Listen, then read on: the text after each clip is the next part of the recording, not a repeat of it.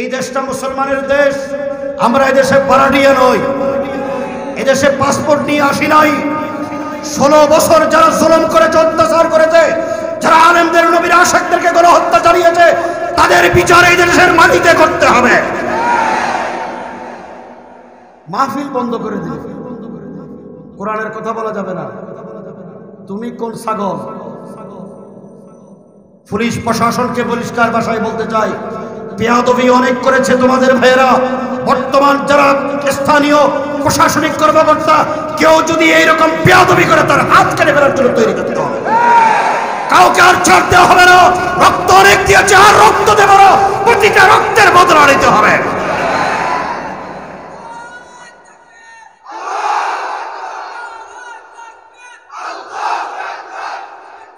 আপনারা বলেন তো, কোরআন সচল না অসল?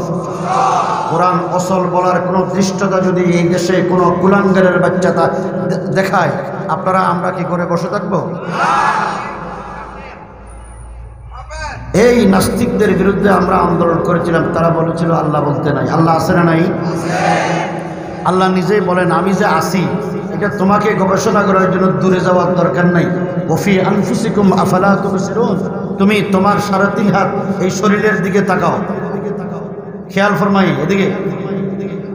আমি একটু অনুরোধ করবো, যারা সমস্ত ভাইরা দাঁড়িয়ে আছেন, একটু মেহরবানি করে পিছনে গিয়ে বসেন। সবাই বসেন, পিছনে যারা দাঁড়িয়ে আছেন একটু মেহরবানি করে জায়গা আছে বসেন। বলেন, আমার দিকে খেয়াল করেন। আল্লাহ বলেন ওফি আনফুসিকুম আফালা তুবসিরুন। আপনারা যারা এখানে এসেছেন বলেন তো, এই হাত আপনাদের আছে না নাই? এই হাত আল্লাহ যেটা আমরা মাতৃগর্ভ থেকে নিয়ে এসেছি, এটা যেভাবে স্বাভাবিক লড়াইতে পারি, কাজ করতে পারি, যদি দুনিয়ার সমস্ত প্রযুক্তি, বিজ্ঞান, চিকিৎসক একত্রিত হয়ে কোনো মানুষের হাত বানাইলে তারা কি এরকম বানাইতে পারবে? আর একটু উদাহরণ দিই, আমার এই শরীর, এই কালার, এটার সাথে আপনাদের কারো মিলবে? আপনারা যারা এখানে বসেছেন প্রত্যেকের চেহারা আলাদা আলাদা নয়? আল্লাহর কুদরতি শক্তি কি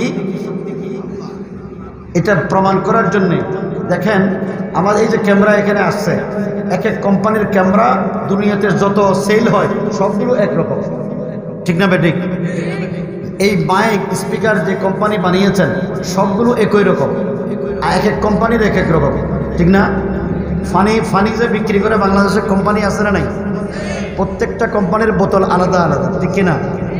কিন্তু বলেন তো, একই মায়ের 10 সন্তান, একই মায়ের 15 সন্তান, একই মায়ের 7 সন্তান, কারোর সাথে কারো চেহারার মিল আছে, নাকের মিল আছে, হাতের মিল আছে, ঠোঁটের মিল আছে। তাহলে আল্লাহ বলেন লাকাদ খালাকনাল ইনসানা ফি আহসানি তাকওয়িম, হে দুনিয়ার মানুষ, তোমাকে এই সুন্দর অবয়ব, এই গঠন, এটা দিয়ে আমি নিজেই আল্লাহ তোমাদেরকে সৃষ্টি করেছি। সৃষ্টি করেছেন কে? আল্লাহ। তো আল্লাহ, যে আল্লাহ আমাদেরকে সুন্দর এই অবয়ব দিয়ে সৃষ্টি করেছেন, সেই আল্লাহ, আমরা আল্লাহকে স্রষ্টা হিসেবে মানি। কিন্তু আমাদের দেশের পাঠ্যপুস্তকে, এই দেশের 6, 7, 8, 9 এবং ক্লাস 10-এর ইতিহাস ও সমাজবিজ্ঞান বইতে তারা ঢুকিয়ে দিলেন বা আল্লাহ আমাদেরকে সৃষ্টি করে নাই, আমরা বানর থেকে সৃষ্টি। এই বই তো এখনো আছে না নাই? এই বিষয়ে আলোচনা পরে করব। আমি যেই কথাটা আপনাদেরকে শুরু করেছিলাম, সূরা আর রহমানে আল্লাহ তাআলা শুরুতে বললেন আর রহমান। কি নাম? আর রহমান।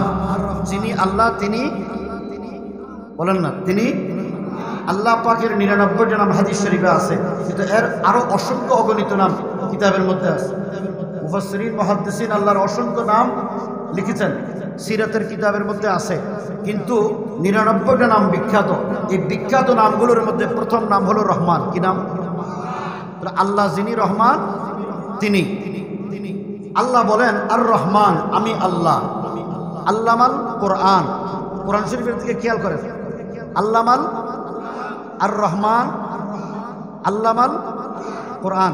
প্রথমে রহমান, এরপরে কোরআন, এরপরে আল্লাহ বলেন খালাকাল ইনসান, আমি মানুষ সৃষ্টি করেছি।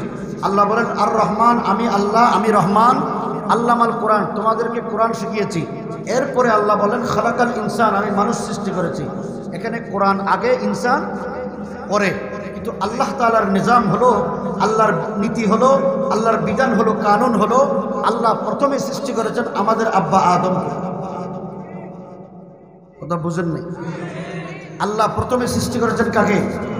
আদমকে।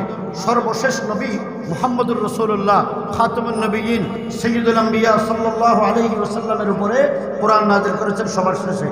আদম আগে, ইনসান আগে, কোরআন পরে। কিন্তু আল্লাহ কোরআনে বলার সময়, সূরা আর রহমানে বলার সময় কোরআনের কথা বলছেন আগে, ইনসানের কথা বলছেন। এখন কি বুঝে আসছে? তো আল্লাহ এরকম নিজের সিস্টেমের নীতির উল্টা করলেন কেন? এই প্রশ্নের উত্তর বুঝার আগে কয়েকটা বিষয় যদি আপনাদের সামনে উপস্থাপিত হয় তাহলে আপনারা সহজে বুঝেন। আমি আপনাদেরকে জিজ্ঞেস করি, আমাদের দেশে স্কুল, কলেজ, ইউনিভার্সিটি আছে না নাই? এই স্কুলে যা লেখাপড়া শিখে, এই লেখাপড়াগুলো শেখার কারণে আমাদের রাষ্ট্র পরিচালনার কিছু যোগ্য ব্যক্তি তৈরি হয়, ঠিক কিনা? এখন বলেন তো, যারা তৈরি হয় তারা মানুষ না অন্য প্রাণী? মানুষ। আপনারা যারা বলছেন আপনারা মানুষ না অন্য প্রাণী? মানুষ কাকে বলে? মানুষ হওয়ার জন্য দুইটা জিনিস দরকার হয়। বলেন তো, একটা মানুষের শরীর থেকে যদি রূহ বের করে নিয়ে যায় তখন মানুষ থাকে না লাশ থাকে? লাশ। লাশের জন্য কোনো হুকুম আহকাম আছে? তাহলে দুনিয়াতে যত বিধিবিধান দরকার সবগুলো হলো মানুষের জন্য। তো মানুষ হইতে হলে দুইটা জিনিসের সমন্বয়ের নাম মানুষ। একটা হলো শরীর, আরেকটা হলো রূহ। যেই শরীর থেকে রূহ বের হয়ে যায় সেটা মানুষ হতে পারে না। যে রূহ আছে, শরীর নাই, সেটাও মানুষ হতে পারে না। এখন বলেন, রূহকে ভালো রাখলে শরীর ভালো থাকবে, শরীর ভালো থাকতে হলে রূহ ভালো রাখতে হবে। শরীরকে ভালো রাখার জন্যে বিজ্ঞানীরা বলেছেন তিনটা মৌলিক জিনিসের দরকার হয়। কয়টা? তিনটা। আমি স্বাভাবিকভাবে বলি, আমাদের দেশে যে সরকার পালাই চলে গেছেন আর যারা ক্ষমতায় আসার জন্য উদ্যোগী হয়ে গেছেন, খুব বেশি আশা নিয়ে কাজকর্ম করছেন, এই সরকারি দল, বিরোধী দল এবং যারা সরকারে যেতে চান তারা সবাই মিলে যখন নির্বাচন আসে আপনাদের সামনে আসে কিনা? আসার পরে একটা স্লোগান দেয়, আমরা যদি ক্ষমতায় যেতে পারি, জনগণ যদি আমাদেরকে নির্বাচিত করে, তাহলে আমরা এই দেশের জনগণের জন্য অন্ন, বস্ত্র, বাসস্থানের ব্যবস্থা করব, বলে কিনা? স্লোগান এই তিনটা তো, অন্ন, বস্ত্র, বাসস্থান। বিজ্ঞানীরা বলে একটা মানুষের শরীরকে ভালো রাখার জন্যে, সুস্থ রাখার জন্যে তিনটা মৌলিক জিনিসের দরকার হয়। একটা হলো অন্ন, আরেকটা হলো বস্ত্র, আরেকটা হলো বাসস্থান। আমি আপনাদেরকে জিজ্ঞেস করি, একটা লোক যদি এক সপ্তাহ না খেয়ে উপোস থাকে, এই লোকটা মানুষ থাকবে না কঙ্কাল হয়ে যাবে? একটা লোক যদি কাপড় না পরে এই সারুলিয়া বাজারে যদি ঘুরেফেরা করে, তাহলে মানুষ বলবে না পাগল বলবে? একটা লোক যদি 15 দিন না ঘুমায়, তার মস্তিষ্ক ঠিক থাকবে না বিকৃত হয়ে যাবে? তাহলে বোঝা গেল অন্ন লাগবে মানুষের শরীরকে ভালো রাখার জন্যে, বস্ত্র লাগবে মানুষের শরীর রাখার জন্যে। এই কনকনে শীতের মধ্যে কাপড় যদি না পরে রাস্তায় বের হয়, তার শীতে অসুস্থ হবে কিনা? তাহলে শরীর ভালো রাখার জন্য কি লাগবে? কাপড় লাগবে। আর শরীরকে সুস্থ রাখার জন্য ঘুম লাগবে, ঘুমের জন্য বাসস্থান লাগবে, ঠিক না ঠিক? এই তিনটা মৌলিক জিনিস দরকার হয় শরীর ভালো রাখার জন্যে। আমাদের দেশে আমি বলি, স্কুল, কলেজ, ইউনিভার্সিটিতে যেই লেখাপড়া শেখানো হয়, যেই ব্যবস্থা আছে, এই ব্যবস্থাটা আমার আপনার ট্যাক্সের পয়সাই সরকার ব্যবস্থা করে, কথা ঠিক না? আপনারা অনেকে মনে করেন এখানে যারা বাড়িওয়ালা আছে তারা ট্যাক্স দেয়, যারা ব্যবসায়ী আছে তারা ট্যাক্স দেয়, আমরা শ্রমজীবী সাধারণ মানুষ আমরা তো ট্যাক্স দিই না। কিন্তু আপনাদেরকে জিজ্ঞেস করি, আপনারা কাপড় পরছেন কিনা? এই কাপড় যদি বিদেশি হয়, দেশে উৎপাদন হয়, এই বাজারজাত করার সময় সরকারকে 15% ট্যাক্স দিতে হয়। বিদেশ থেকে যদি আমদানি করে গাড়ি দেন, তাহলে দেশে আসার আগে সরকারকে 15% ট্যাক্স দিতে হয়েছে, ঠিক না ঠিক? এই যে লাইট, এই লাইটগুলো যদি এদেশে উৎপাদন করে বাজারজাত করে, অটোমেটিকলি কোম্পানির কাছ থেকে সরকার ট্যাক্স নিয়ে নিচ্ছে, ঠিক না ঠিক? এই যে টিস্যুর বক্স, এই বক্স এই টেবিল পর্যন্ত আসতে 15% ট্যাক্স সরকার অটোমেটিকলি কেটে নিয়ে গেছে। যদি আমাদের পকেটের পয়সায়, ট্যাক্সের পয়সায় সরকার স্কুল, কলেজ, ইউনিভার্সিটির শিক্ষকদের বেতন দেয়, ছাত্রছাত্রীদের জন্য বিল্ডিং, অবকাঠামো উন্নয়নের কাজ করে, কথা ঠিক না ঠিক? এখন আপনাদেরকে জিজ্ঞেস করি, আমাদের এই ছেলেমেয়েরা লেখাপড়া শিখে বড় হওয়ার পর, MA পাস করার পর, BCS ক্যাডার হওয়ার পর তারা যখন সরকারি অফিসার হয়, সরকার তাদের বেতন দেয়নি? আপনাদের এলাকায় বেতন দেয় না? 2 ঈদে বোনাস পাইনি? অফিসার যদি বড় হয় বাড়ি গাড়ি পাইনি? আপনারা বলেন তো, বাংলাদেশের চতুর্থ শ্রেণী পঞ্চম শ্রেণীর কর্মকর্তাও 25,000 30,000 নিচে বেতন নাই, ঠিক কিনা? 25,000 নিচে বেতন নাই। এই স্টেজে যে সমস্ত ওলামা ইকরাম বসা আছে তারও বেতন কি 25,000 30,000 আছে? কিন্তু এই ওলামা, এই হুজুরের হাতের গড়ির যে দাম, পাগড়ির যে সুন্দর, পরনে যে রুমাল, যে জামা, পায়জামা, পাঞ্জাবি, সাহেব বলেন তো বড় বড় ফার্স্ট ক্লাস অফিসারদের গায়ে এইরকম সুন্দর দামি কাপড় আছে? বরঞ্চ হুজুরের সন্তান হলো 10 জন, 8 জন, 12 জন। আমাদের একজন বাংলাদেশের বড় বরেণ্য আলেমের সন্তান 17 জন। একজন বড় আলেম, সবাই চিনেন, নাম বলবে, সবাই এক বাক্যে চিনবেন, ওনার ছেলে মেয়ে 17 জন। কিন্তু উনি একজন সাধারণ মানুষ, আর ওরা 2.5 লাখ 3 লাখ টাকা বেতন পায়, বাড়ি গাড়ি পায়, এরপরেও ছেলে হোক মেয়ে হোক 2টি সন্তান যথেষ্ট, ঠিক না বেটি? আমি দীর্ঘ 12 বছর বাইতুল মোকাররম জাতীয় মসজিদের খতিব হযরত মাওলানা ওবায়দুল হক রাহমাতুল্লাহর খেদমতে ছিলাম।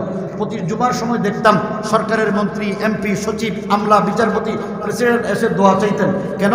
হুজুর একটু দোয়া করবেন, পারিবারিকভাবে অশান্তিতে আসি। হুজুর জিজ্ঞেস করতেন ছেলে মেয়ে কয়জন? হুজুর এক মেয়ে আছে, ছেলে মেয়ে এক মেয়ে, স্বামী স্ত্রী 2 জন, 3 জনে মিলে অশান্তি। কথা কথা না কে? আর যাদের ঘরে আল্লাহ তাআলা সন্তান সন্ততি অসংখ্য দিয়েছেন, তাদের ঘরে শান্তির আমেজ বয়ে যায়, শান্তির বাতাস বয়। কথা ঠিক না বেটে? কেন? আপনাদেরকে জিজ্ঞেস করি, তারা বেতন পায়, বোনাস পায় এবং বাড়ি গাড়ি পায়, এরপরে সব কিছু পাওয়ার পরে বলেন তো ঘুষ খায়নি? এই এলাকায় মনে হয় ঘুষ ঠুস নাই, কারণ এখানে তো দারুন নাজাত কাছে, মাদানীনগর মাদ্রাসা কাছে, ওলামা ইকরামের ভয়ে কিন্তু ঘুষ টুস খেতে পারে না, এরকম নাকি? ঘুষ আছে না নাই? ঘুষ হালাল না হারাম? এই হারাম কাজতে যে হারাম, এটা এই অফিসাররা জানে কিনা? জানার পরে তারা মানে না কেন? তারা তো শিখছেন অন্ন বস্ত্র বাসস্থানের ব্যবস্থা কিভাবে করবে। অন্ন বস্ত্রের বাসস্থানের ব্যবস্থা ঘুষের টাকা দিয়ে করবে, সুদের টাকা দিয়ে করবে, মানুষের জনগণের ফাইল আটকিয়ে কলমের কোষায় লক্ষ কোটি টাকা ঘুষ নিবে, আর রাষ্ট্রের সম্পদ নষ্ট করবে, জনগণের সম্পদ লুটপাট করে খাবে, দেশের টাকা বিদেশে প্রচার করে বেগমপাড়ায় বাড়ি কিভাবে করবে সেই শিক্ষায় শিক্ষিত, সেই চাকরি তারা করে। মানুষের অন্তর পরিশুদ্ধ করার কোনো শিক্ষা আমাদের শিক্ষা ব্যবস্থার ভিতরে নেই।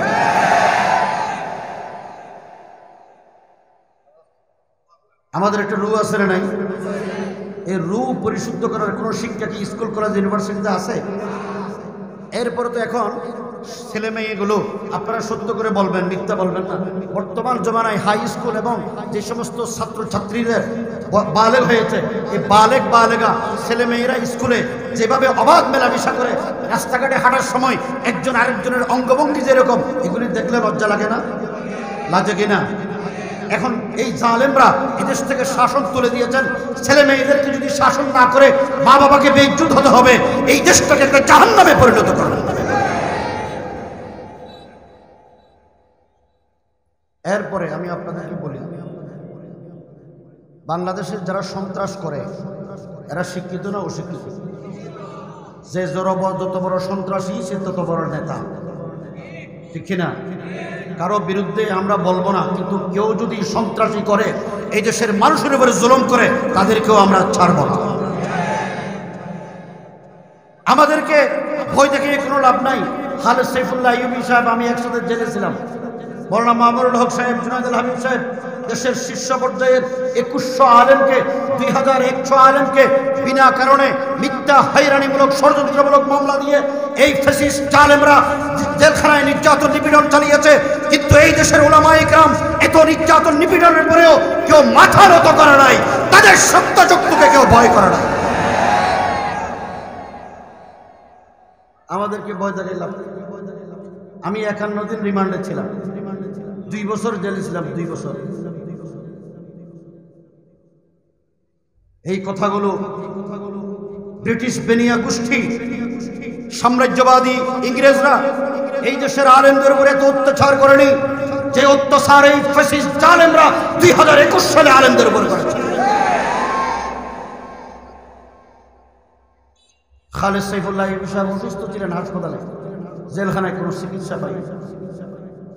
আমাদেরকে মৃত্যুদণ্ডের ফাঁসির আসামির ছেলে রাখা হয়েছে, সমস্ত আলেমদেরকে ফাঁসির আসামির ছেলে রাখা হয়েছে। দুনিয়ার আলো বাতাস দেখার সুযোগ দেয়নি। কেউ আমাদের সাথে কথা বলতে পারতো না। আমরা যেন ভিন্ন জগতের প্রাণী। পরিষ্কার ভাষায় বলতে চাই, আল্লাহ যদি বিচার করেন, আল্লাহ ধরলে কিন্তু ছাড়েন না। লাম ইউফলিতহু হাদিস শরীফে আছে, আল্লাহ যখন ধরেন তখন আল্লাহ কিন্তু ছাড় দেন না।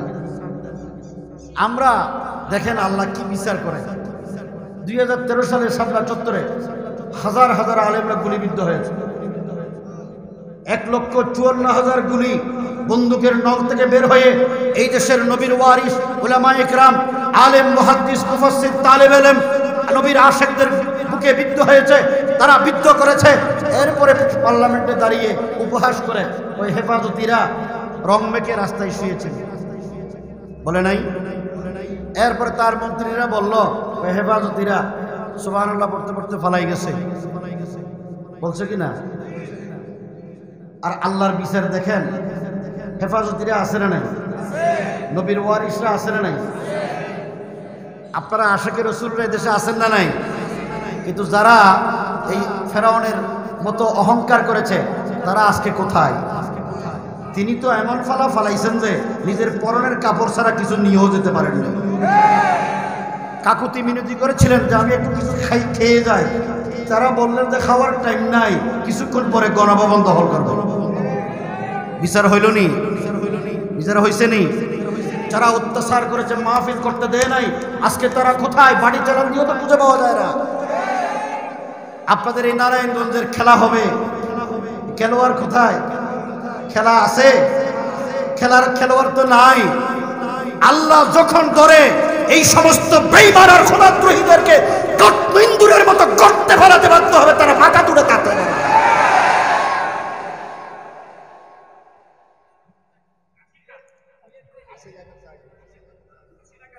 তাহাজ্জুদের কোনো কাম দেয় না। আমরা একটা ভাস্কর্যের বিরোধিতা করেছি, একটা ভাস্কর্যের বিরোধিতা করেছি, দোলাই পারে, মনে আছে না? একটা ভাস্কর্যের বিরোধিতা করে আমরা সবাই জেলে গেছি। কিন্তু আল্লাহর ইচ্ছা হলো, বাংলাদেশের পত্রিকায় দেখলাম 10,000 ভাস্কর্য নির্মাণ করা হয়েছে। 10,000। আল্লাহর ইচ্ছা হলো এই বাংলাদেশটা আলেম ওলামার দেশ, নবীর ওয়ারিসদের দেশ। এখানে সকাল হয় আল্লাহু আকবরের ধ্বনিতে, সন্ধ্যা হয় আল্লাহু আকবরের ধ্বনিতে। এদেশের লক্ষ লক্ষ মানুষ পবিত্র কোরআন তেলাওয়াত করে, হাফেজরা তেলাওয়াত করে, আলেমরা তেলাওয়াত করে, তাহাজ্জুদ করে, আল্লাহর জিকির করে। এই দেশের মানুষের জমিনে আল্লাহ পাক কোনো মূর্তিকে রাখবেন, এটা আল্লাহর ফয়সালা। আমরা একটা মূর্তির বিরোধিতা করেছি, তিনি তার বাবা, এই বেডির বাবাকে জাতির বাবা বানাইতে চাইছে। বলেন মুসলিম জাতির বাবা কে? মিল্লাত আবিকুম ইব্রাহিম ওয়া সাম্মাকুমুল মুসলিমিন। কোরআন শরীফে আছে না? বলেন মুসলিম জাতির পিতা কে? কোন মখলুক মুসলিম জাতির পিতা হইতে পারে না। যারা কোনো কাউকে বাধ্য করে আইন করে জাতির পিতা বানাতে চায়, আল্লাহ বলে তোমার জাতির পিতা না, তারে আমি জোতা দিয়ে পিটাবো। বাস্তব কিনা? বাস্তব কিনা? একটা ভাস্কর্য মূর্তির বিরোধিতা করেছি। 5 তারিখ যখন বিপ্লব সংগঠিত হলো, আমাদেরকে সেনা সদর দপ্তরে ডেকেছিলেন, আমিও গিয়েছিলাম। আমরা যখন গাড়িতে করে বঙ্গভবনে যাচ্ছি, প্রেসিডেন্ট হাউসে, তখন দেখি যেই মূর্তি এখানে দোলাইপার বসাইতে চেয়েছিলেন, সেই মূর্তিটা বসাইছে বিজয় সরণিতে। বিজয় সরণি ছিলেন তো। এই মূর্তির দাম কমপক্ষে 1-2 কোটি টাকা না, 10 কোটি টাকার উপরে। বিদেশ থেকে এটা বানাই আনছে এই দেশে। আসার সময় দেখি গাড়ি থামছে, হাজার হাজার মানুষ ওই মূর্তির গর্দানায় রশি টেনে টানাটানি শুরু করছে। গরু যেভাবে টানে, এইভাবে দেখি যে এটা গরুর বাজার নয়। জি, এই গরুর বাজার ব্যবসায়ী তো ভালো জানে গরুর কিভাবে টানতে হয়, ঠিক না?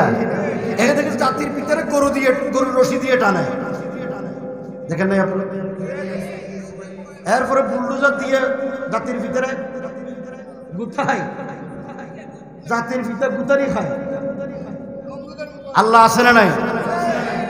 নমরুদ ইব্রাহিম আলাইহিস সালাম ইব্রাহিমকে মারার জন্য আগুনে নিক্ষেপ করছে। আল্লাহ নমরুদরে মারবে, সাধারণ কোনো বড় কিছু দিয়ে মারে নাই, ল্যাংড়া মশা দিয়ে। আর ল্যাংড়া মশা ঢুকছে তো ঢুকছে, এটা বের করার কোনো পদ্ধতি তখনকার কোনো চিকিৎসা বিজ্ঞানী বের করতে পারে নাই। এরপরে ব্যবস্থা করলেন কি, ওই হাতুড়ি দিয়ে মারো, জুতা দিয়ে পিটাও, জুতার বাড়িও কাজে আসে না। এরপরে হাতুড়ি দিয়ে বাড়ি মারছে, মাথা শেষ। ঠিক না বেটি? আল্লাহ তাআলা দেখেন ফিরআউনকে যেভাবে আল্লাহ শাস্তি দিয়েছেন, নমরুদকে যেভাবে শাস্তি দিয়েছেন, আব্রাহা বাহিনীকে যেভাবে শাস্তি দিয়েছেন, আল্লাহ রাব্বুল আলামিন বাংলাদেশের রাজনৈতিক দল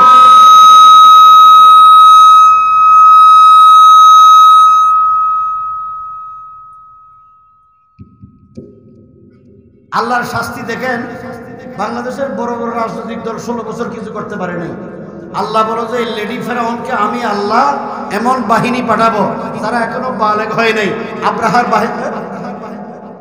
আব্রাহা বাহিনীকে কি দিয়ে মারছে?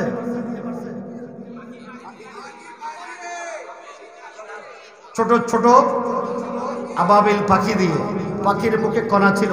আমাদের দেশের কোনো যুবকরা এত বেশি জান দেয় নাই, সবগুলো হলো ছাত্র, অধিকাংশ ছাত্র যারা এখনো বয়স হয় নাই।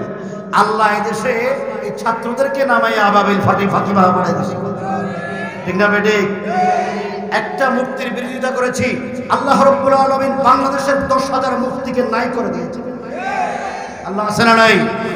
এই জন্য বলি এই দেশটা হলো আলেম ওলামার দেশ, আল্লাহর জমিন। আল্লাহর জমিনে কাউকে মূর্তি স্থাপন করে নাফরমানি করবে, আল্লাহ সহ্য করবেন না। আল্লাহ সহ্য করেন। কথা ঠিক না বেটি? এই নাস্তিকদের দোসর দেখেন, শাহবাগে এই নাস্তিকরা 3 মাস 3.5 মাস একেবারে নেচে গেয়ে বিরিয়ানি খাওয়াইয়া সরকারের সকল গোয়েন্দা সংস্থা এবং বাহিনী দিয়ে প্রোটেকশন দিয়ে তাদেরকে রাখলেন। আর নবীর আশেকরা এক রাত্র থাকতে পারল না। আল্লাহ বলো যে একটু অপেক্ষা কর, তোর শাস্তিতে কি হবে। তোরা তো আশেকরা একদিন রাত্রে থাকতে পারে নাই, তোরা দেশেও থাকতে পারবে না। ঠিক না বেটি? এখন দেশে আছে, খুঁজে পাওয়া যায়। আমি আপনাদেরকে জিজ্ঞেস করি, মুসলমানরা কাউরে ভয় করে? আল্লামা ইকবাল রহমতুল্লাহি আলাইহি বলেন, तौहीद की अमानत सीनों में है हमारे, तौहीद की अमानत सीनों में है हमारे, आसान नहीं मिटाना नामो निशा हमारा, बातिल से दबने वाले ऐ आसमान नहीं हम, सौ बार कर चुका है तू इम्तिहा हमारा, तैगो की साये में हम पल कर जवा हो ये है, खंजर हिलाल का है कौमी निशा हमारा, डरते नहीं दुनिया में मुसलमानों किसी से, मिल जाती है जब दौलत ईमान नबी से। মুসলমানরা কাউরে ভয় করে? বলেন, আপনাদেরকে জিজ্ঞেস করি, আল্লাহ ছাড়া কারো সামনে মাথা কি নত হবে? কাউকে ভয় করা যাবে? পৃথিবীতে যত শক্তিধর হোক না কেন, যত শক্তিশালী হোক, আল্লাহর দ্বীনের বিরুদ্ধে যদি কেউ কথা বলে তার জিহ্বা কেটে ফেলতে হবে। আলেমরা যদি ডাক দেয়, এই ডাকে সাড়া দেওয়ার জন্য নিজের জান মাল কুরবান করে আল্লাহর জমিনে আল্লাহর দ্বীনকে বিজয়ী করার জন্য কারা কারা প্রস্তুত?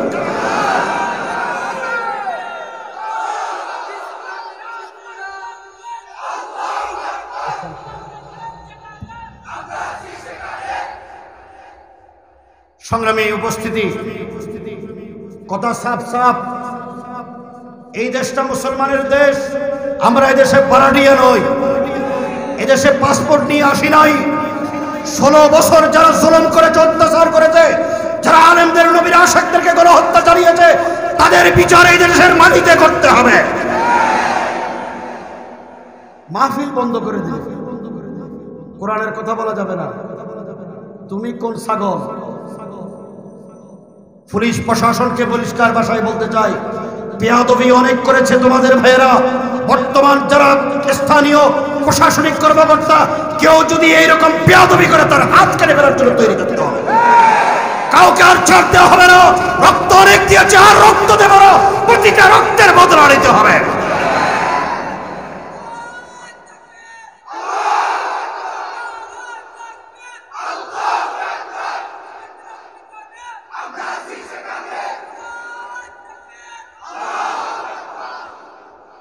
আমি যে আয়াত তেলাওয়াত করেছিলাম মনে আছে তো? আরেকটা কথা বলি, আপনাদের দেশে মাদ্রাসা আছে না নাই? এই আশেপাশে তো অসংখ্য মাদ্রাসা আছে। মাদ্রাসাগুলোতে এতিমখানা আছে না? এতিম কারা? যারা ছোটবেলায় বাবা মা মারা যায় তারা তো এতিম, তাদের কোনো ভরণ পোষণের ব্যবস্থা নাই। এই জন্য আত্মীয় স্বজন দাদা দাদিরা মিলে কোথায় দেয়? এতিমখানায় দিয়ে আসে। এই এতিমখানায় এই দেশের আলেম ওলামারা তাদেরকে মানুষের কাছ থেকে সাদা সৎকা নিয়ে এতিমদের ভরণ পোষণের ব্যবস্থা করে, তাদেরকে জ্ঞান শিখায়, তাদেরকে কোরআনের তালিম দেয়, হাফেজ বানায়, আলেম বানায়, মুহাদ্দিস বানায়, মুফাসসির বানায়। কথা ঠিক না ঠিক? কিন্তু বর্তমান বাংলাদেশে পুরোপুরি এতিমখানা চালু হয়েছে, জানেননি? বয়স্ক মুরব্বিয়ানে কেরাম, যুবক ভাইয়েরা ভালো করে শোনো, ভালো করে কান পেতে শোনো। আমি আশ্চর্য হয়ে গেছি, বাংলাদেশে একটা এতিমখানা, এটার আধুনিক নাম হলো ওল্ড পিপলস হোম, বৃদ্ধাশ্রম। নাম শুনছেন তো? ওল্ড পিপলস হোম, বৃদ্ধাশ্রম। এই বৃদ্ধাশ্রমগুলো কি করে? এই জন্য জয়দেবপুরের একটা বৃদ্ধাশ্রম ভিজিট করতে গিয়েছিলাম আমরা 2013 সালের পরে। আমরা যখন ঢুকি তখন 3 জন আলেম একসাথে ছিলাম। দেখি মাঠে কয়েকজন বয়স্ক বয়োবৃদ্ধ মানুষ হাঁটাচলা করছে। আমাদেরকে ঢুকার সময় দেখে একজন খুব স্মার্ট, ভদ্র, শিক্ষিত, লেবাস পোশাকে মনে হচ্ছে তিনি শিক্ষিত মানুষ, তিনি আমাদের দিকে আসলেন। আসার পরে তাকে সালাম করলাম, আসসালামু আলাইকুম। তিনি সালামের উত্তর দিলেন। এরপরে যেহেতু বয়স্ক মানুষ, আমার বাবার বয়সের সমান, এই জন্য বললাম, বাবা আপনি এখানে কেন? এই লোকটা শুধু বাবা বলার কারণে অজর ধরে কান্না আরম্ভ করলেন। এই যুবকরা ভালো করে শোনো, অজর ধরে কান্না আরম্ভ করলেন 4-5 মিনিট। এরপরে কাঁদতে কাঁদতে উনি একেবারে অস্থির হয়ে গেলেন। জিজ্ঞেস করলেন, বাবা আপনি কাঁদছেন কেন? তো উনি চোখ মুছে আমাদেরকে বললেন, তোমাদের মতো আমারও সন্তান আছে, কিন্তু আজকে অনেক বছর পরে বাবা ডাকটা শুনেছি, আমাকে কেউ বাবা ডাকে না। ওনারা জিজ্ঞেস করলাম, আপনার ছেলে মেয়ে নাই? আমার 3 ছেলে, কোনো মেয়ে নাই। আপনি কি করতেন? আমি একটা বাংলাদেশের নামকরা বিশ্ববিদ্যালয়ের প্রফেসর ছিলাম, একটা ডিপার্টমেন্টের ডিন ছিলাম। তো আপনার ছেলে কয়জন? 3 জন। কি করে তারা? 3 জন উচ্চশিক্ষিত, একজন সেনাবাহিনীর বড় অফিসার, আরেকজন আমি যে বিশ্ববিদ্যালয়ের শিক্ষক ওই বিশ্ববিদ্যালয়ের প্রফেসর, আরেকজন উচ্চশিক্ষা নিয়ে আমেরিকায় চাকরি করে, ছেলে মেয়ে ওখানে থাকে। আপনারা অনলাইনে চার্জ করলে দেখবেন, অনলাইনে চার্জ করলে দেখবেন বাড়ি ওনার চট্টগ্রামের কাছে। ওনাকে বললাম, আপনার এই উচ্চশিক্ষিত ছেলে মেয়ে থাকতে আপনি এখানে কেন? উনি বললেন, বাবা আমার বড় ছেলে সে সেনাবাহিনীর ওখানে বাসা বাড়ি নিয়ে থাকে, ছেলে মেয়ে। মেজো ছেলে আমি সারা জীবনে বিশ্ববিদ্যালয়ের শিক্ষক থাকতে যত বেতন পেয়েছি, বেতনের টাকা জমাইয়া যে টাকা জমাইছি এবং পেনশন পেয়েছি, ওই টাকা দিয়ে আমি ঢাকাতে একটা বাড়ি করেছি। আমার ওই বাড়িতে আমার ওই প্রফেসর সন্তান থাকে, আর ছোট ছেলে আমেরিকায় থাকে। তো আপনি এখানে আসলেন কেন?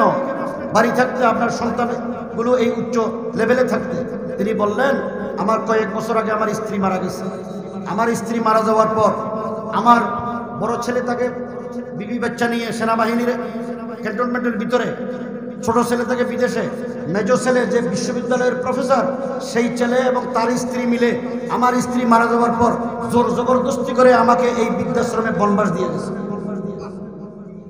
নাউজুবিল্লাহ করলেন।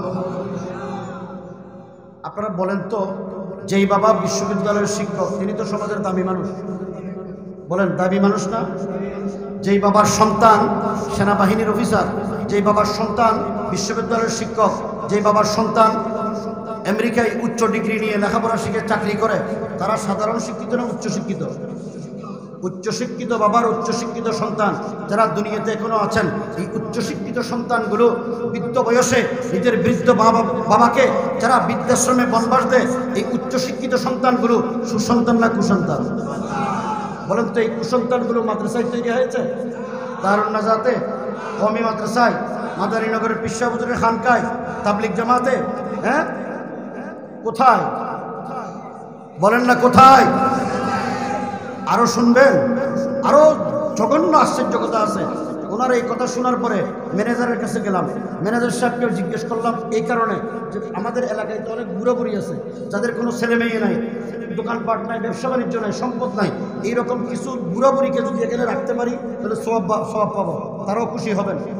ম্যানেজারকে জিজ্ঞেস করার পরে ম্যানেজার বলে যে আমাদের এখানে গরিব বুড়া বা থাকার সুযোগ নাই। কারা থাকে? তখনকার সময়ে 2014 সালে আমাদের এখানে যারা 6,000 টাকা করে খোরাকি দেয় তারা থাকতে পারে। তো কারা কারা আছে এখানে? তিনি একটা তালিকা দিলেন। তালিকা দেওয়ার পরে এই তালিকার ভিতরে দেখলাম উনি হলুদ মার্ক দিয়েছেন। উনি সাবেক মন্ত্রীর বাবা, উনি সাবেক মন্ত্রীর মা, উনি এমপির মা, উনি এমপির বাবা, উনি সচিবের বাবা, উনি বিচারপতির বাবা, উনি এসপির বাবা, উনি ম্যাজিস্ট্রেটের বাবা, উনি শিল্পপতির বাবা, উনি বিশ্ববিদ্যালয়ের শিক্ষকের মা বাবা। বলেন, যেই দেশের লেখাপড়া শিখে মানুষগুলো সচিব হলেন, বিচারপতি হলেন, বিশ্ববিদ্যালয়ের শিক্ষক হলেন, অফিসার হলেন, ব্যবসায়ী হলেন, মন্ত্রী এমপি হলেন, তারা সমাজের দামি মানুষ নয়? আমরা তো তাদেরকেই দামি মানুষ মনে করি, কথা ঠিক না বেঠিক? এদেরকে যদি সালাম দেওয়া না হয় দেখবেন যে আপনার রাস্তায় হাঁটাও বন্ধ হয়ে যাবে। এরকম পরিবেশ ছিল কিনা? আলেমদেরকে ধরে ধরে নির্যাতন করেছে, অত্যাচার করেছে। একটু আগেই তো মৌলানা আজহারুল ইসলাম আজমি সাহেব বলেছেন তাদেরকে কি অত্যাচার করেছে, থানায় নিয়ে গিয়ে কি অত্যাচার করেছে। রাজনৈতিক নেতৃবৃন্দ তাদেরকে বলি, আল্লাহর গজব আসতে বেশি দেরি হতো না যদি বাংলাদেশের তামাম ছেলেরা মাঠে নেমে বিপ্লব করে এদেরকে যদি এদেশ থেকে বিতাড়িত না করতেন, আল্লাহর গজবে এই দেশটা ধ্বংস হয়ে যেত। আল্লাহর গজব থেকে আমাদের ছাত্ররা আমাদেরকে বাঁচিয়েছে। এই জন্য বলি, এই যে শিক্ষা ব্যবস্থা আমাদের দেশের শিক্ষিত সন্তানগুলোকে, বৃদ্ধ মা বাবাকে বৃদ্ধাশ্রমে বনবার দেওয়ার সেই মানসিকতা তৈরি করে, সেটা কোনোদিন সুশিক্ষা হতে পারে না। ঠিক কিনা? এখন বলেন, আমি আপনাদেরকে জিজ্ঞেস করি, ক্লাস 6-7 সমাজবিজ্ঞান বইতে ঢুকিয়ে দিলেন আমরা বানর থেকে তৈরি, কথা ঠিক কিনা বেঠিক? এটা এখনো পরিবর্তন করে নাই। আগামী বছর করবেন বলেছেন। সেই জন্য বলি, এই সমস্ত বানর থিওরি যারা দিয়েছেন এরা হলো বানরের সন্তান। কোন বান্দর ছাড়াই বান্দরামি করার সাহস এদেশে করতো না। নিশ্চয় তার 14 গোষ্ঠীর কেউ না কেউ বানর ছিল। কত সুন্দর! এই শিক্ষা ব্যবস্থার মাধ্যমে কোনোদিন সুনাগরিক তৈরি হবে? বলেন না কেন?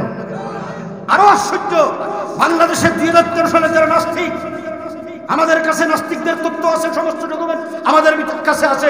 আমরা তৎকালীন স্বরাষ্ট্রমন্ত্রী, প্রধানমন্ত্রী যিনি পালিয়ে গেছেন তাকেও দিয়েছি, গোয়েন্দা সংস্থাগুলোকে দিয়েছি। এই দেশে কোনো গরিব, অসহায়, দরিদ্র, সাধারণ পরিবারের সন্তান নাস্তিক হয় নাই।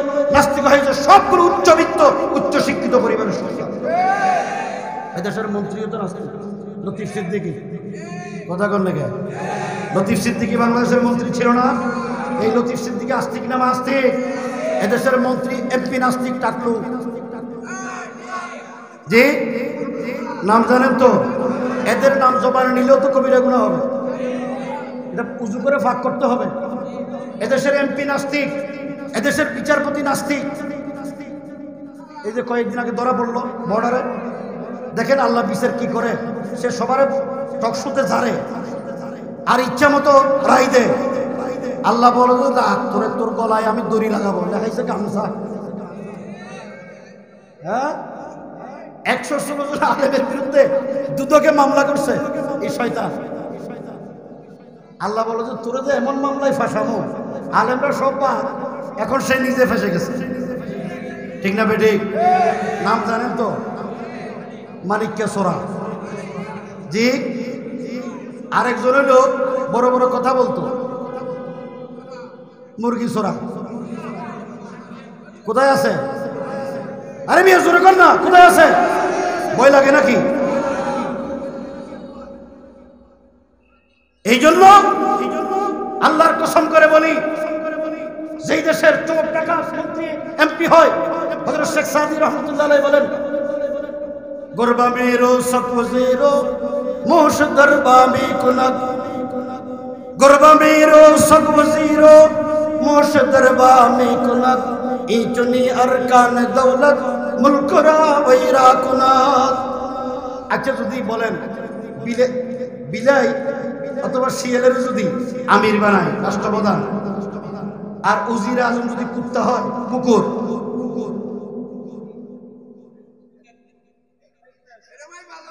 আর ইঁদুরকে যদি নিরাপত্তার ব্যবস্থা দায়িত্ব দেয়, হযরত শেখ সাদি বলেন গোরবা মিরো শক বজিরো, শক মানে কুত্তা, কুকুর, আর গোরবা হলো বিলাই, কেউ কেউ সেখানে শিয়ালও বলছে। শিয়ালের যদি রাষ্ট্রপ্রধান বানানো হয়, আর কুকুরকে যদি উজির আজম প্রধানমন্ত্রী বানানো হয়, ইঁদুরকে যদি স্বরাষ্ট্র মন্ত্রণালয়ের দায়িত্ব দেওয়া হয়, এই দেশ থাকবে? মুলকেরা ওইরা কোন হযরত শেখ সাদি রহমাতুল্লাহ মূর্খ, এ রাষ্ট্র তো দেউলিয়া হয়ে যাবে যেটা এরা করছে। কথা ঠিক না বেটে? রাষ্ট্র দেউলিয়া হয়ে গেছে, ব্যাংকে টাকা নাই, রাষ্ট্রের অস্তিত্ব নাই, আর সন্ত্রাসীদেরকে দিয়েছে পুলিশ বাহিনীতে, এরা কিন্তু কাজে নাই। 5 তারিখের পরে এদেশের উলামায়ে কেরাম, এদেশের তালেবে ইলম, এদেশের ইসলামী জনতা, এদেশের রাষ্ট্রকে নিরাপত্তার ব্যবস্থা করেছে, সরকারি স্থাপনা নিরাপত্তার ব্যবস্থা করেছে, হিন্দু ভক্তদের বাড়িঘরের নিরাপত্তার ব্যবস্থা করেছে, এদেশের ট্রাফিকিং ব্যবস্থা এদেশের ছাত্ররা করেছে। কথা ঠিক না বেটে? সুতরাং মনে রাখতে হবে, এদেশের দেশপ্রেমিক নাগরিক হইল উলামায়ে কেরাম, দেশপ্রেমিক নাগরিক হলো উলামায়ে কেরাম। আমরা দেশকে আমাদের জানের চাইতে মারার চাইতে বেশি ভালোবাসি। হুব্বুল ওয়াতানি মিনাল ঈমান। আমাদেরকে বহুদিন স্বাধীনতা বিরোধী বলে, প্রতিক্রিয়াশীল মৌলবাদী বলে গালি দিয়েছো। আজকে স্বাধীনতা বিরোধীদের বিরুদ্ধে তোমরা বহু চক্রান্ত ষড়যন্ত্র করেছো, আলেমদেরকে দেখলে জঙ্গি বলেছো। আজকে আল্লাহ পাক তোমাদেরকে জঙ্গি বানিয়ে দেশ থেকে পালাইতে বাধ্য করেছে। জঙ্গিরা যেমন গোগর্তে লুকিয়ে থাকতো, সন্ত্রাসীরা এরা এখন এদের চাইতে আরো মারাত্মক। ঠিক না বেটে? আল্লাহ রাব্বুল আলামিন, আপনাদের কি কোনো অসুবিধা হয়? পরবর্তীতে হযরত মাওলানা আজাদি সাহেব আছেন, মাওলানা হেদায়েতুল্লাহ খান আজাদি মাদ্দাজিল্লাহুল আলী, উনি বয়ান করবেন। আমি বেশি লম্বা সময় নেব না, কিন্তু এই কথাগুলো বলেন যে শিক্ষা ব্যবস্থার ভিতরে, যে শিক্ষা ব্যবস্থার কি বলবো, এমন শিক্ষা ব্যবস্থা আমাদের দেশে তৈরি করেছেন। শরীফ থেকে শরীফের গল্প তো শুনছেন, এবং এই শরীফ থেকে শরীফের গল্পের যে সমর্থক, যে এটাকে সাপোর্ট করে, তারা বানাইছে উপদেষ্টা। কথা বল না? যে ট্রান্সজেন্ডারকে সাপোর্ট করে, প্রমোট করে, যে সমকামিতাকে প্রমোট করে, এইরকম ব্যক্তিকে দেশের উপদেষ্টা হিসেবে আমরা দেখতে চাই না। পরিষ্কার ভাষায় বলি, এই দেশের তাওহীদি জনতা, এই দেশের ছাত্র জনতা যারা ইমানদার, ইমানদারদের রক্তের উপরে দাঁড়িয়ে কোন বেঈমানকে আমরা মন্ত্রিত্বের চেয়ারে দেখতে চাই না। এদেরকে বরখাস্ত করতে হবে। বহুদিন সহ্য করেছি, সবর করেছি, আর সবর নয়, এবার প্রতিশোধ নিতে হবে, প্রতিশোধ নিতে হবে। মুরব্বিয়ানে কেরাম, যুবক ভাইদেরকে বলবো, আল্লাহর জমিনে আল্লাহর দ্বীনকে বিজয় করার জন্য প্রয়োজনে জান দেব, মাল দেব, জীবন দেব, কিন্তু ইসলাম বিদ্বেষী কোন শক্তিকে দেশে প্রতিষ্ঠিত হতে দেব না, প্রতিষ্ঠিত হতে দেব না।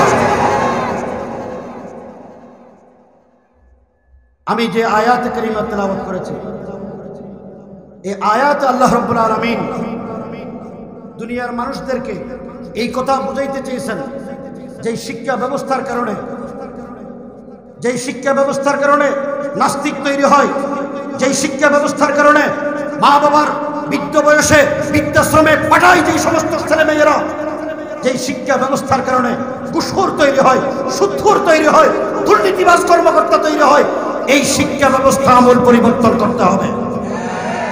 এই শিক্ষা কোনোদিন সুশিক্ষা হতে পারে না। এই শিক্ষা জাতিকে কোনোদিন মেরুদণ্ড সোজা করতে দিবে না। এই জাতি অসংখ্য অগণিত হাজার হাজার কর্মকর্তা যারা দেশের টাকা চুরি করে বিদেশে পাচার করেছে। আমার আপনার টাকা, আমার আপনার পকেটের পয়সা মাথার গাম পাইয়ে ফেলে দেশের জনগণ ব্যাংকে টাকা রাখেন, আর ব্যাংকের মালিকরা কয়েকজনকে কিছু ঘুষের কারণে কিছু ঘুষ নিয়ে তারা তাদেরকে দিয়ে দেন। হাজার হাজার কোটি টাকার মালিক স্থাবর স্থাবর সব সম্পত্তি বিক্রি করে এক ব্যাংকের টাকাও শোধ করা যাবে না। ঠিক না বেটে? এই জন্য বলবো, শুধু ওয়াজ মাহফিলে আসমানের উপরে জমিনের নিচের কথা শুনলে হবে না। দুনিয়াতে যারা অন্যায় করে অন্যায়ের প্রতিবাদ করতে হবে, অন্যায়ের বিরুদ্ধে কথা বলতে হবে। এই দেশের উলামায়ে কেরাম অন্যায়ের প্রতিবাদ করে বলেই জালেম আলেমদের বিরুদ্ধে ব্যবস্থা অ্যাকশন নিয়েছে, আলেমদেরকে নির্যাতন করেছে, নিপীড়ন করেছে, অত্যাচার করেছে, জুলুম করেছে। যত জুলুম করো আমাদের কোনো অসুবিধা নেই, কিন্তু এটা মনে রেখো, এটা মনে রেখো, মুসা আলাইহিস সালাতু ওয়াস সালামকে ফেরাউন মেরে ফেলতে চেয়েছিল। ফেরাউন জল্লাদ বাহিনী মোতায়েন করেছে, মুসাকে মেরে ফেলতে হবে। হাজার হাজার শত শত গোয়েন্দা সংস্থা নিরাপত্তা কর্মী মোতায়েন করেছে। আল্লাহ তাআলার ইচ্ছা হলো মুসাকে দুনিয়াতেই আনবেন ফেরাউনের বাহিনীর নিশ্চিদ্র নিরাপত্তার ভিতর দিয়ে। দেখি না, মুসা আলাইহিস ইসলামের মার পেটে যখন মুসা আসলেন, মা খুব অস্থির যদি সন্তান হয়, কারণ ফেরাউনের জল্লাদ বাহিনী তো কেটে ফেলবে, তার হুকুম। আল্লাহ তাআলা মুসা আলাইহিস ইসলামের মায়ের পেট, আপনারা বলেন মা যখন গর্ভবতী হয় তখন পেট বড় হয় কিনা? যে মুসা তাফসীরের কিতাবে আছে মুসা আলাইহিস ইসলামের মার পেট বড় হয়নি, স্বাভাবিক ছিল। সুবহানাল্লাহ, তো জোর কইছেন তো ভাই জন্য। মুসা আলাইহিস ইসলামের মাকে যখন গোয়েন্দা সংস্থার লোকজন দেখতে আসে তখন থেকে যে স্বাভাবিক, তারা বুঝতে পারেনি। মুসা আলাইহিস ইসলাম দুনিয়াতে আসলেন, আজকে না আল্ট্রাসোনোগ্রাফি করলে ছেলে না মেয়ে বুঝা যায়, তখন কি সেই ব্যবস্থা ছিল? মুসা আলাইহিস ইসলাম দুনিয়াতে আসলেন ছেলে হয়ে, মার রুতে পানি আছে, পেরেশানি বাড়লো না কমলো? বড় পেরেশানিতে আছেন। আল্লাহ বলে যে হে মুসার মা, তুমি পেরেশানি করো, আমি তো তোমার সন্তানে দিলাম, পেরেশানি বাড়াই দিলাম, কিন্তু ধৈর্য ধরো। কি করো? এই সন্তানকে বাক্সে ভরো, বাক্সে ভরে নদীতে ডুবাই দাও, ফেলে দাও। মুসা আলাইহিস ইসলামের মা আল্লাহর হুকুম মতো ছেলেটারে বাক্সে বললেন, নদীতে বাসাই দিলেন। নদীরে আল্লাহ হুকুম দিলেন, হে নদী, তুমি এই বাক্সটা পানিতে ডুবাইবে না এবং ফেরাউনের গাড়ে বিরাই দাও।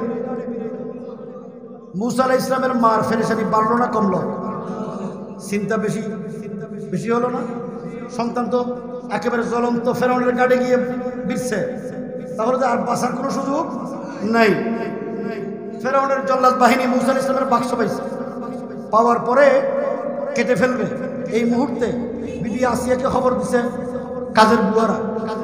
আসিয়া এসে দেখে বাক্সের ভিতরে ফুটফুটে এক সুন্দর ছেলে। আসিয়ার খুব মহব্বত লেগে গেছে, ভালোবাসা লেগে গেছে। আসিয়া বলে যে এত সুন্দর ছেলে, তো আমি কাটতে দেবো না।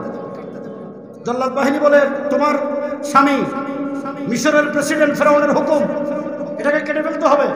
আসিয়া বলে না, তোমরা থাকো, থামো, তোমরা যার হুকুমে কাটবে সে তো আমার স্বামী, আমি যদি আমার স্বামীর কাছ থেকে অনুমতি নিতে পারি, আগে অনুমতি নিয়ে আসো। ফেরাউনের কাছে বিবি আসিয়া গিয়ে বলে, সংসার চালাইতে হলে তো দুজনের মত সমান হওয়া লাগবে। সবসময় তোমার কথা শুনছি, এখন আমার কথা শোনো। এই বাক্সে যে ফুটফুটে বাচ্চা পাওয়া গেছে, এটার আমার মহব্বত লাগে, ভালোবাসি, এটার আমি ভালোবাসি। ফেরাউন বলে, তুমি মহব্বত করতে পারো, আমার কিন্তু মহব্বত নাই, এ আমার দুশমন হতে পারে। বিবি আসিয়া বলে, তোমার ঘরে লালন পালন হয়ে বড় হলে সে দুশমন হবে কেন? সেটা আমাদেরই হবে। ফেরাউন বলে, যদি সংসার তো টিকে থাকতে হলে স্বামী স্ত্রীর মধ্যে সমঝোতা লাগে, এই যাক তোমার কথা আমি মানলাম। রাখে আল্লাহ? কার ঘরে বলেন না, কার ঘরে? বিবি আসিয়া মুসা আলাইহিস ইসলামকে মহব্বত করেছে, এই জন্য দেখে দেখে দুনিয়া থেকে তার মৃত্যু হয়েছে। কথা কন না কেন? নবীর ওয়ারিসদেরকে যারা মহব্বত করবে তারা দুনিয়াতে জন্নত থেকে দেখে দেখে যেতে পারবে। মুসা আলাইহিস ইসলামের ওয়ারিসরা আছে না নাই? এই নব্য লেডি ফেরাউন মুসা আলাইহিস ইসলামকে যেমন ফেরাউন ধ্বংস করতে চেয়েছিল, মেরে ফেলতে চেয়েছিল, কতল করতে চেয়েছিল, এই লেডি ফেরাউনরা এই দেশের তারা নবীর ওয়ারিসদেরকে দুনিয়া থেকে জীবন্ত খতম করতে চেয়েছিল। এদেশের আলেমদেরকে জেলে পুরে নির্যাতন করে নিপীড়ন করে তারা চেয়েছিল আলেমরা এখানে কথা বলতে পারবে না, নবীর উত্তরসূরিরা এদেশে কথা বলতে পারবে না, কোরআন হাদিসের শিক্ষা ব্যবস্থা তারা ধ্বংস করে দিবেন, তারা রাজত্ব কায়েম করবেন। ভীষণ 41 41 কত আর কয় বছর আছে? এর আগে খতম শেষ। ঠিক না বেশি? আমি আপনাদেরকেও বলি, ওলামা ইকরাম যখন জেলে গেছে সবাই ঘরে ঢুকে গেছে, কিন্তু ঠিক কিনা? মুসা আলাইহিস সালামের কওমের মতো হলে তো হবে না। উম্মতে মুহাম্মদীকে ইমানি স্পিরিট নিয়ে কাজ করতে হবে। মুসা আলাইহিস সালামের বাহিনী সমস্ত কওম ফেরাউনের অত্যাচারে যখন পার হয়ে যাবে, নদী পার হবে, নদীর কিনারে আসার পরে কওমরা বলে, হে মুসা, আমরা তো শেষ, ইন্না লা মুদরাকুন, আমাদেরকে তো আমরা ধরা হয়ে গেছে, সামনে নদী, পিছনে ফেরাউনের বাহিনী, বাঁচার কোনো পথ আছে? বলেন না, কোনো পথ নাই।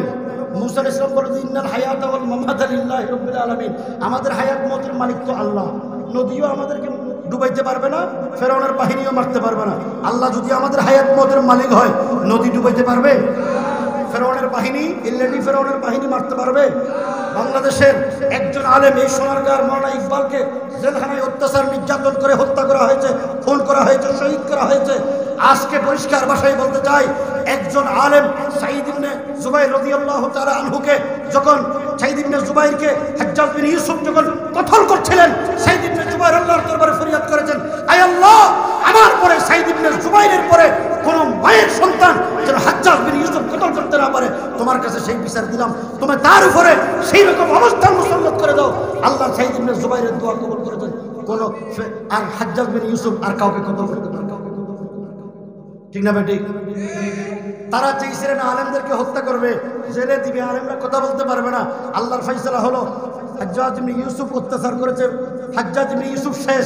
এই দেশের আলেমরা জেলে ছিলেন, সবাই আমরা 3 বছর জেলে ছিলাম। 21 সাল থেকে 21 সালে অ্যারেস্ট হয়েছি, 22, 23, 24। 24 সালের শুরুতে হযরত মাওলানা সর্বশেষ মাওলানা মামুনুল হক সাহেব জেল থেকে বের হয়েছে। ঠিক না বেটি? 3 বছরের মাথায় আল্লাহ ফয়সালা করলেন, এই দেশের লেডি ফেরাউন যেন ফেরাউনের মতো তার অবস্থা হয়। হাজ্জাজ বিন ইউসুফ যেমন শেষ, এই দেশের লেডি ফেরাউনের বাহিনী অস্তিত্ব শেষ। ঠিক না বেটি? আল্লাহ যখন ধরে ছাড়বে না, ইত্তাকি দাওয়াতুল মাজলুম ফাইন্নাহু লাইসা বাইনাহা ওয়া বাইনাল্লাহি হিজাব। মুসলিমদের বদুয়াকে ভয় করো। হে রাজনীতিবিদরা, হে সরকারের প্রশাসনিক কর্মকর্তা ভাইয়েরা, তোমরা আমাদের ভাই, আমাদের শত্রু নও, কিন্তু কোন জালেম যদি মুসলিমের উপর জুলুম করে, মুসলিমের বদুয়া এমন ভাবে লাগবে তোমার অস্তিত্ব থাকবে না। এই জন্য মুসলিমকে ভয় করো, কোন মুসলিমের বদুয়া নিও না। যুবক ভাইদেরকে বলি, কোন মুসলিমের বদুয়া নিও না, কোন কারো সম্পত্তি দখল করবে না। এই ব্যবসায়ী ভাইদেরকে বলি, কারো সম্পত্তি দখল করবে না। একটা ঘটনা বলি, আমাদের এলাকা 2015 বা 16 সালে একজন ব্যক্তি, তার 4 মেয়ে, আল্লাহওয়ালা সাধারণ মানুষ, কোনো ছেলে নাই। এই সময়ে জালেমদের সময়ে তাদের এক ফাতি নেতা ওই বয়স্ক মুরব্বীর জমি দখল করছে চট্টগ্রাম টাউনে। ওনার তো ভাই নাই, ছেলে নাই, 4টা মেয়ে, পুলিশের কাছে গেলে বিচারও নাই। উনি মসজিদে এসে জুমার দিন ফজরের আগ থেকে মসজিদে এসে কান্নাকাটি আরম্ভ করলেন। আমরা ফজরের নামাজের সময় মসজিদে দেখেছি, জুমার নামাজের সময়ও দেখেছি, আসরের সময়ও দেখেছি, মাগরিবের সময়ও দেখেছি, মসজিদ থেকে বের হয়ে দেখানো হয়, খুব কান্নাকাটি করতেছে। এশারের পরে শুনলাম যে সন্ত্রাসী ক্যাডার তার জমি দখল করছে। তখন ছিল কোরবানির গরুর বাজার, এটা গরুর বাজার না, কোরবানির গরুর বাজার। এক গরু দেখতে গেছে যে ওই এক গরু তারে শিং দিয়ে ঘুষি মেরে ফ্যাক্টরি ফেলছে। বিচার আছে না? এই জন্য যুবকদের বলবো, রাজনীতিবিদদের বলবো, কোনো অবস্থাতে কোনো মজলুমের বদদুয়া নিবে না। মজলুমের বদদুয়া চোখের ফানি, তোমাদের ক্ষমতা, তোমাদের রেপ, তোমাদের বিজিবি, তোমাদের পুলিশ, তোমাদের গোয়েন্দা সংস্থা সব কিছু তছনছ হয়ে যাবে, এক ফোঁটা ফানি বদলা দিতে পারবে না। আল্লাহ রাব্বুল আলামিন, আমি যে আয়াত তেলাওয়াত করেছি, লম্বা বক্তৃতা করার অভ্যাস আমার নাই, এরপরেও আপনারা বসেছেন, উলামা ইকরাম এখানে আছে, কথা বলবেন। হযরত মাওলানা আজাদ সাহেব আসবেন। যে আয়াত তেলাওয়াত করেছিলাম মনে আছে না নাই? পড়েন বিসমিল্লাহির রহমানির রহিম। আর রহমান আল্লামাল কুরআন খলাকাল ইনসান আল্লামাহুল বায়ান। আল্লাহ তাআলা এই আয়াতগুলোতে প্রথমে কোরআনের কথা বললেন, এরপরে মানুষের কথা বললেন, ঠিক কিনা? আল্লাহর নিজাম হলো আদম আগে কোরআন পরে, এখানে উল্টা করলেন কেন?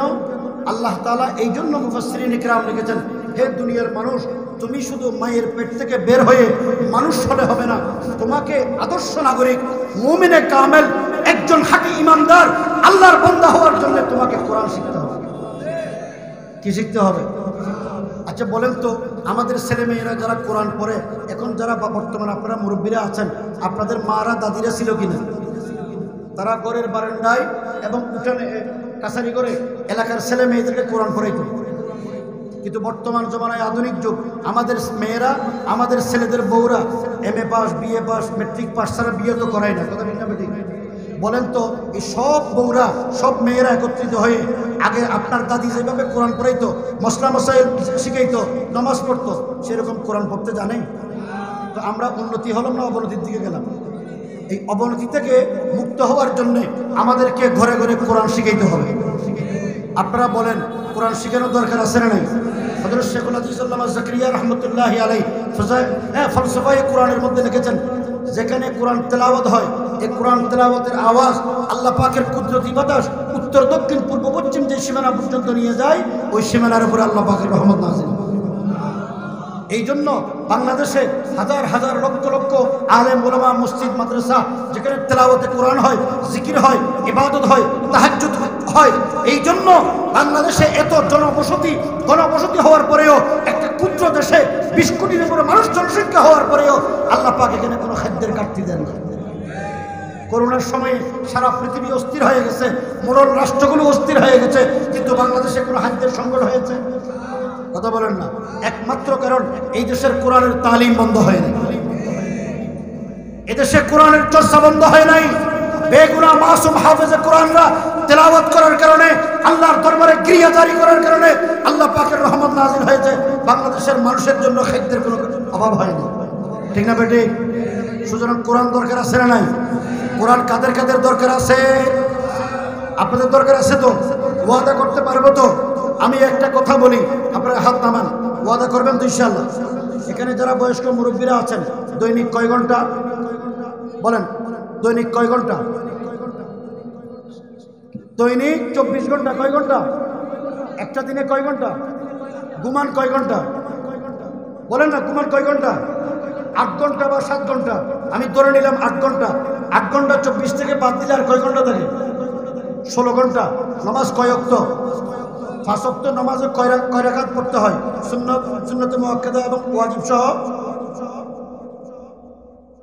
কয় রাকাত? প্রতিদিন নামাজ পড়ি না তো, রাকাত তো স্মরণ নেই, হিসাব করেন। ফজর কয় রাকাত? 4 রাকাত। যোহর কত? 10। আসর কত হয়েছে? 18। মাগরিব 5। কত হয়েছিল? 23। এশা 9। কত হয়েছে? 32। কত? 32। সবাই রোগ থেকে শেফা হোক, এটা চান তো? আল্লাহ আমাদেরকে কোনো জটিল রোগ না দেখ, এটা আমরা চাই কিনা? চাইলে হযরত আহমদ আলী লাহোরী রাহমাতুল্লাহি আলাইহি একটা তাফসীর আছে, ওখানে লিখেছেন, যেই ব্যক্তি দৈনিক 32 রাকাত নামাজ আহম্মিয়তের সাথে, একাগ্রতার সাথে পড়বে, আল্লাহ পাক তাকে কোনোদিন কোনো জটিল রোগে আক্রান্ত করবেন না। আচ্ছা, জটিল রোগে আক্রান্ত না হওয়ার জন্য আমরা রাজি তো ইনশাআল্লাহ? রাজি থাকলে কি করতে হবে? 5 ওয়াক্ত নামাজে 32 বার 32 রাকাত নামাজ পড়তে হবে। পারবো তো? রোগাক্রান্ত হয়ে হাসপাতালে গিয়ে হাজার হাজার টাকা, লক্ষ লক্ষ টাকা খরচ করা ভালো, বিছনায় শুয়ে থাকা ভালো না রোগ না হওয়ার ব্যবস্থা আগে করা ভালো?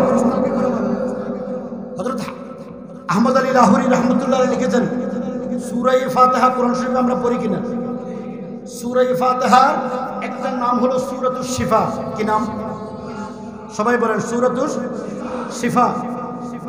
হাদিস শরীফে আছে, যেই ব্যক্তি 7 বার সূরা ফাতিহা পড়ে কোন রোগীকে পানিতে ফু দিয়ে পান করাই দিবে, তার রোগ ভালো হয়ে যাবে। বিশ্বাস হয়? যে হযরত আহমদ আলী লাহোরী বলেন, যে ব্যক্তি দৈনিক শেফার নিয়তে নামাজের ভিতরে 32 বার সূরা ফাতিহা পাঠ করবে, আল্লাহ পাক তাকে কোনোদিন রোগ দিতে পারে? এখন আমরা নামাজ পড়ি, সূরা ফাতিহাও পড়ছি, আমাদের নিয়ত আরেক দিকে, ঠিক না বেটি? সিজদা কিন্তু সারুলিয়া বাজারে, কিন্তু আমাদের দিল হলো বরিশালে, দিল হলো চট্টগ্রাম, দিল হলো সিলেট, কথা ঠিক না বেটি? আর কারো কারো দিল হলো সিনেমা হলে, কারো কারো দিল হলো মোবাইলের ভিতরে, ঠিক না বেটি? তো আল্লাহ আমাদেরকে রোগ মুক্তি দিবেন। রোগ মুক্তির জন্য কি লাগবে? একাগ্রতা লাগবে, কথা ঠিক না বেটি? সবাই বলেন 5 ওয়াক্ত নামাজ আমরা পড়ব তো ইনশাআল্লাহ।